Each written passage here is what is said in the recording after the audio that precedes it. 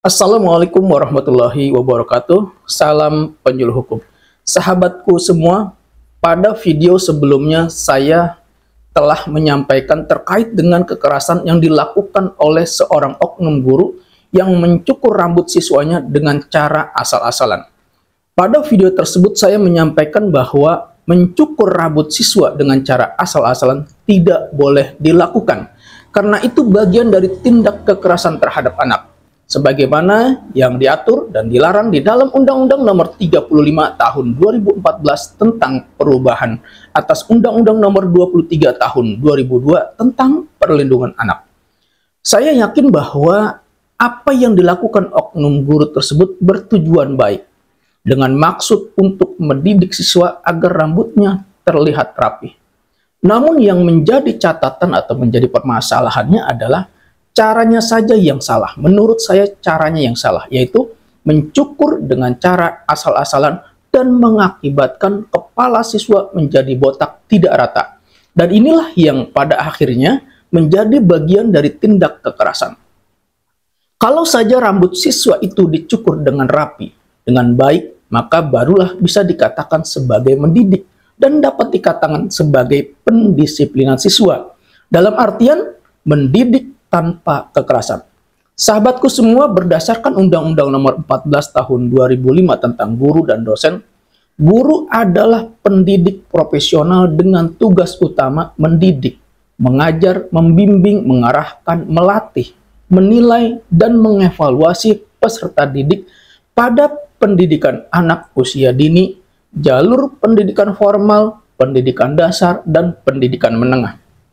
Sahabatku semua, kita tentu tahu bahwa terjadinya tindak kekerasan dalam lingkungan atau satuan pendidikan pada dasarnya bisa dilakukan oleh siapa saja, seperti guru atau pendidik melakukan kekerasan terhadap siswanya atau sebaliknya, siswa melakukan kekerasan terhadap gurunya. Kemudian ada juga orang tua siswa melakukan kekerasan terhadap guru atau pendidik atau terhadap tenaga kependidikan. Salah satu contoh kasus kekerasan yang belum lama terjadi yaitu kekerasan terhadap salah satu guru SMA Negeri 7 di Rejang Lebong, Bengkulu yang diduga dilakukan oleh orang tua siswa. Terjadinya kekerasan tersebut bermula ketika guru menegur siswanya yang merokok, dan orang tua siswa tidak terima atas perlakuan guru terhadap anaknya. Ini merupakan informasi yang kita dapatkan. Dan teguran tersebut justru ditanggapi berbeda oleh orang tua siswa dengan cara melakukan kekerasan atau penganiayaan terhadap guru yang bersangkutan. Perlu diketahui bahwa di dalam Peraturan Pemerintah Nomor 74 Tahun 2008 tentang guru, pada pasal 39 ayat 1 dan 2 menjelaskan bahwa guru memiliki kebebasan memberikan sanksi kepada siswa yang melanggar norma agama, norma kesusilaan, norma kesopanan, peraturan tertulis maupun tidak tertulis yang ditetapkan guru, peraturan tingkat satuan pendidikan, dan peraturan perundang-undangan dalam proses pembelajaran yang berada di bawah kewenangannya. Sanksi yang dimaksud dapat berupa teguran, peringatan lisan maupun tulisan, dan hukuman yang bersifat mendidik sesuai dengan kode etik guru dan peraturan perundang-undangan yang berlaku. Jadi yang paling harus digarisbawahi adalah hukuman yang diberikan kepada siswa adalah hukuman yang bersifat mendidik. Jadi inilah yang perlu digarisbawahi.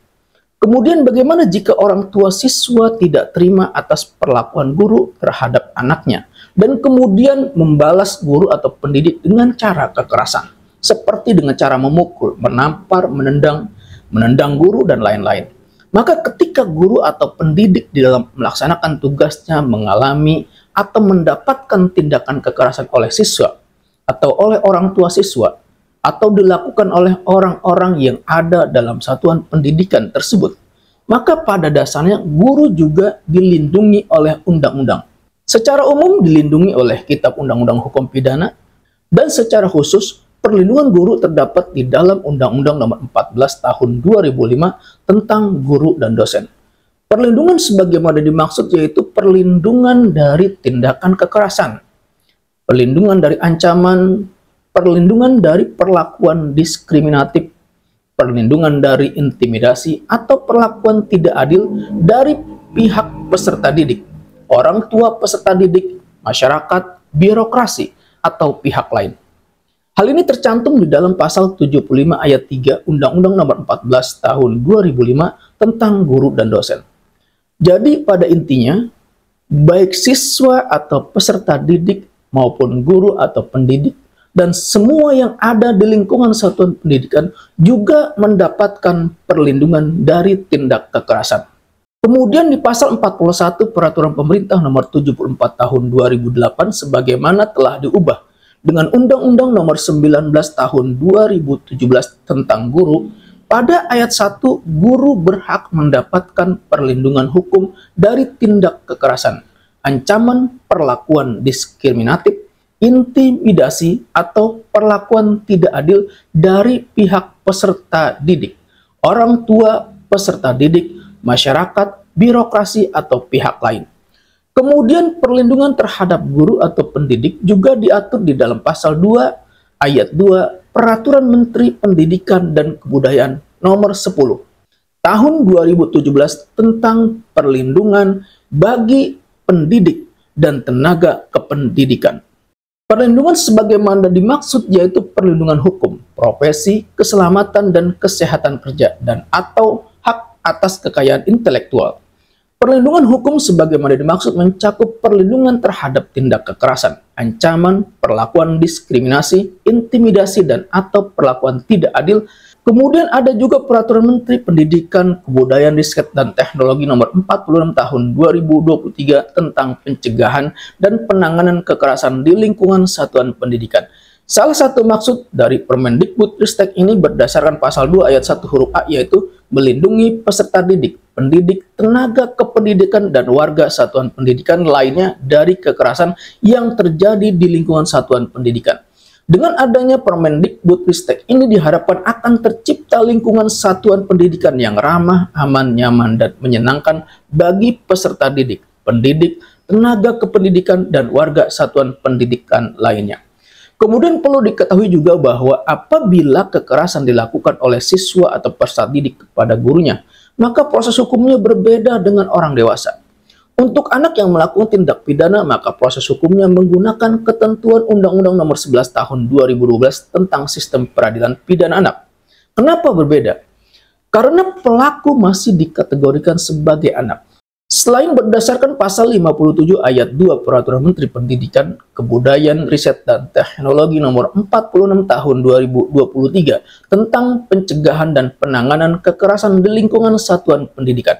Dalam pasal tersebut, sanksi yang diberikan terhadap peserta didik atau siswa yang melakukan kekerasan akan diberikan sanksi administratif yang berprinsip pada sanksi bersifat mendidik, tetap memenuhi hak pendidikan peserta didik, melindungi kondisi psikis peserta didik, membangun rasa bertanggung jawab peserta didik, dan berpedoman pada ketentuan mengenai perlindungan anak sesuai dengan ketentuan peraturan perundang-undangan. Kemudian bagaimana jika kekerasan dilakukan oleh orang tua siswa kepada guru atau pendidik? Jika pelaku kekerasan adalah orang tua siswa, maka sanksi hukumnya berdasarkan akibat hukum yang dilakukannya. Misalnya, orang tua murid memukul atau menampar guru hingga luka-luka, maka pelaku bisa dijerat dengan pasal tentang penganiayaan. Jika kekerasan dilakukan melalui media elektronik, maka sanksi yang diberikan berdasarkan Undang-Undang tentang Informasi dan Transaksi Elektronik. Jadi ketika guru atau pendidik mengalami kekerasan dari orang tua siswa, maka guru bisa menempuh jalur hukum dengan membuat pengaduan kepada pihak berwajib, atau bisa diselesaikan dengan mengutamakan jalur kekeluargaan. Oleh karena itu, langkah awal agar tidak terjadi kekerasan dalam satuan pendidikan diperlukan kerjasama berbagai pihak. Dan saat ini sudah ada Peraturan Menteri Pendidikan, Kebudayaan, Riset, dan Teknologi Nomor 46 Tahun 2023 tentang pencegahan dan penanganan kekerasan di lingkungan satuan pendidikan. Sahabatku sekalian, dari apa yang saya sampaikan pada dasarnya setiap orang dalam satuan pendidikan mendapatkan perlindungan yang sama dari tindak kekerasan.